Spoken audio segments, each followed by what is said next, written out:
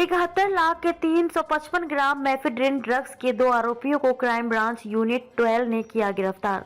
मुंबई में इन दिनों drugs free Mumbai अभियान चलाया जा रहा है, जिसको देखते हुए क्राइम ब्रांच यूनिट 12 ने 355 ग्राम एमडी मेफेड्रिन ड्रग्स के साथ 2 आरोपियों को गिरफ्तार किया है। इस मेफेड्रिन ड्रग्स की इंटरनेशनल मार्केट में कीमत 71 लाख रुपए है।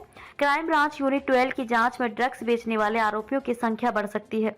क्राइम ब्रांच यूनिट 12 से मिली जानकारी के अनुसार मुंबई में ड्रग्स फ्री मुंबई अभियान चलाया जा रहा है। क्राइम ब्रांच यूनिट 12 की टीम को गुप्त सूचना मिली कि the great Indira Nagar Marol pipeline शहर अंधेरीपुर में एक आरोपी ड्रग्स लेकर घूम रहा है। यूनिट 12 की टीम ने जाल बिछाकर 29 वर्षीय युवक 55 ग्राम एमडी ड्रग्स के साथ गिरफ्तार किया। जांच में आरोपी के दूसरे साथी को बोरिस कंपाउंड राम मंदिर रोड जोगेश्वरी पश्चिम से गिरफ्तार किया गया, जिसके पास से 300 ग्राम एमडी मेफेड्रिन ड्रग्स बरामद किया गया। 355 ग्राम मेफेड्रिन ड्रग्स की अंतर्राष्ट्रीय कीमत 71 लाख रुपए है। क्राइम ब्रांच यूनिट 12 ने आरोपियों से यह जांच कर रही है कि मेफेड्रिन ड्रग्स कहां से लाए थे, किसको बेचने वाले थे और इनके टीम में कितने लोग शामिल हैं। मुंबई पोलिसांतर्फे ड्रग्स फ्री मुंबई हे अभियान राबविण्यासाठी सुरुवात झाली होती। त्या अंतर्गत सर्व पोलीस स्टेशन, सर्व शाखा, गुन्हे शाखा यांना निर्देश देण्यात आले होते की ड्रग्सची विक्री करणारे, वाहतूक करणाऱ्या लोकांना पकडून त्यांच्यावर जास्तीत जास्त कारवाई करावी। त्याप्रमाणे आमच्या क्राईम ब्रांचची टीमने वर्कआउट सुरू केलं होतं। हे वर्कआउट करत असताना आम्ही 29 तारखेला सहार मधून एका इसमाला अटक केली होती। त्याच्याकडे 55 ग्राम एमडी हा अंमली पदार्थ मिळाला होता। त्याच्याकडे आम्ही तपास केला असता त्याने हा अंमली पदार्थ कोणाकडून आणला हे त्याला विचारपूस केली असता त्याने आणखी एक इसमाचं नाव सांगितलं होतं। त्या इसमाचा आम्ही सतत 2 ते 3 दिवस रात्रंदिवस शोध घेतला असता काल दिनांक 3/5/2024 रोजी तो इसम आम्हाला मिळून आला। त्याच्या कब्जातून आम्हाला 300 ग्राम एमडी मिळालेला आहे। रीतसर कारवाई करून आम्ही त्या इसमाला अटक केलेली आहे। दोन्ही इसमांना अटक केल्यानंतर त्यांची पोलीस कोठडी घेतलेली आहे आणि त्यांच्याकडे अधिक तपास चालू आहे। या कारवाईमध्ये आतापर्यंत आम्हाला 355 ग्राम एमडी हा अंमली पदार्थ मिळालेला असून त्याची आंतरराष्ट्रीय बाजारभावाप्रमाणे किंमत 71 लाख रुपये आहे। आरोपीचं बॅकग्राऊंड काय आहे? या आरोपींचं बॅकग्राऊंड, हे आरोपी जे आहे हे आरोपी नंबर 1 जो आहे हा हॉटेलमध्ये काम करत होता। काम करत असताना झटपट पैसे मिळवण्यासाठी त्यांनी हा धंदा सुरू केला होता। दुसरा आरोपी देखील कामकाज करीत होता रस्त्यावरती कपडे विक्रीचा, तो देखील झटपट पैसे मिळवण्यासाठी या धंद्याकडे आकर्षित झाला। बीते सप्ताह से मुंबई पुलिस की तरफ से ड्रग्स फ्री मुंबई यह स्पेशल ड्राइव शुरू किया गया था। उसके तहत सभी शाखाओं, पुलिस स्टेशन को, क्राइम ब्रांच को ड्रग्स बिक्री करना, ड्रग बेचने वाले, ड्रग्स की सप्लाई करने वाले लोगों के खिलाफ कार्रवाई करने के लिए बोला था। उसी के चलते 29 तारीख को सहार से हमने एक आदमी को अरेस्ट किया। उसके पास से हमको 55 ग्राम एमडी मिला था। उसके पास पूछताछ करने के बाद उसने और एक साथी का नाम बताया था। लगातार दो तीन दिन उसका कंटिन्यू हमने इन्वेस्टिगेशन किया। तब कल 3 तारीख को हमने एक और आरोपी पकड़ा है। उसके पास 300 ग्राम एमडी बरामद हुआ है। इस प्रकार अभी तक हमने 2 आरोपियों को अरेस्ट करके उनके पास से 355 ग्राम एमडी बरामद किया है। उस एमडी की अंतरराष्ट्रीय बाजार में कीमत 71 लाख है। सर, आरोपी का बैकग्राउंड का कहाँ से ये ड्रग्स लाते थे और किस वजह से? जो एक्यूज नंबर 1 है वो होटल में काम करता था। वो दूसरे एक्यूज से माल लेता था। उसने उसका नाम हमको बताया था तो उसको हमने अरेस्ट किया। तो उसके पास हमको 300 ग्राम मिला है। उसके पास भी हमारे अभी लगातार पूछताछ जारी है। अंदेशा है कि इसमें और भी बरामदगी हो जाएगी।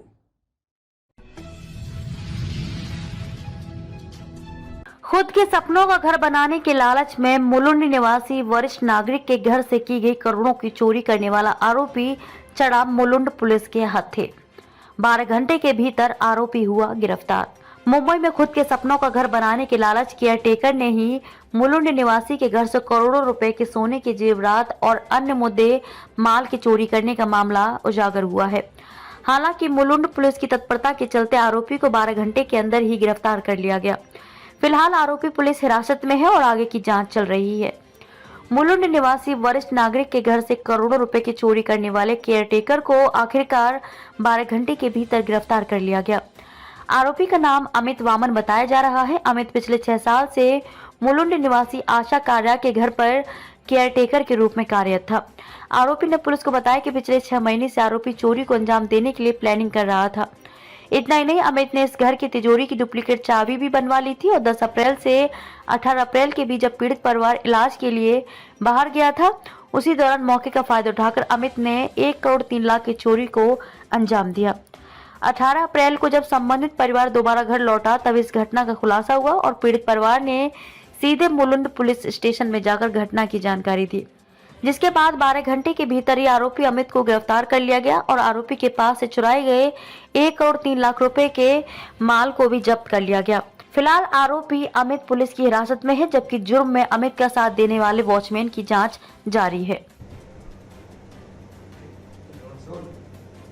मुलुंड पुलिस स्टेशन में दिनांक 28/4 को एक घर पोड़ी का ऑफेंस दाखिल किया था। इसमें वयोवृद्ध दाम्पत्य हॉस्पिटल में एडमिट थे और उसके बाद में जब वो हॉस्पिटल से आए तो उनको पता चला कि घर से डायमंड, गोल्ड, सिल्वर और कुछ कैश, ये कुल मिला के 1 करोड़ 38 लाख का चोरी हुआ है। तो उस हिसाब से मुलुंड पुलिस स्टेशन ने CR नंबर 275/23, 457 और 380 के हिसाब से गुना दाखिल किया था।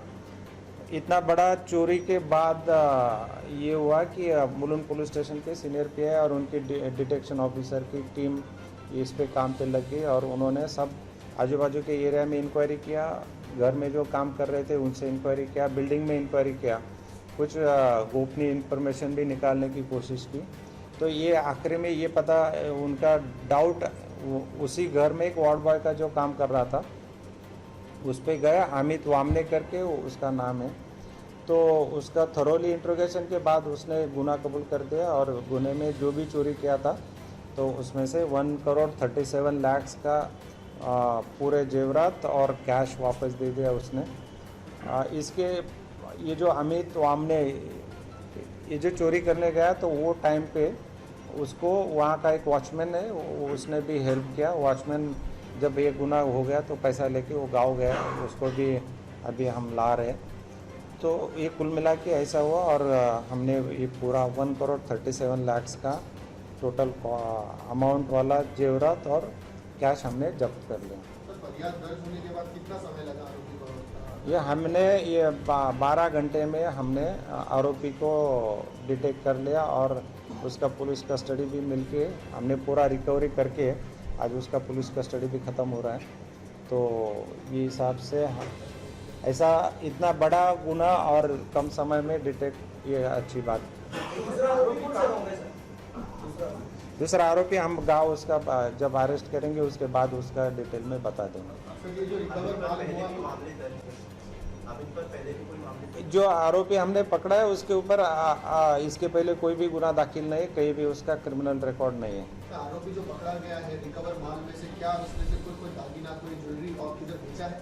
नहीं, उसने बेचा नहीं। जो कैश था उसमें से उसने कुछ मोबाइल लिया, एक मोबाइल परचेस कर लिया है और जो उसका वॉचमैन साथीदार था उसको कुछ पैसा दे दिया।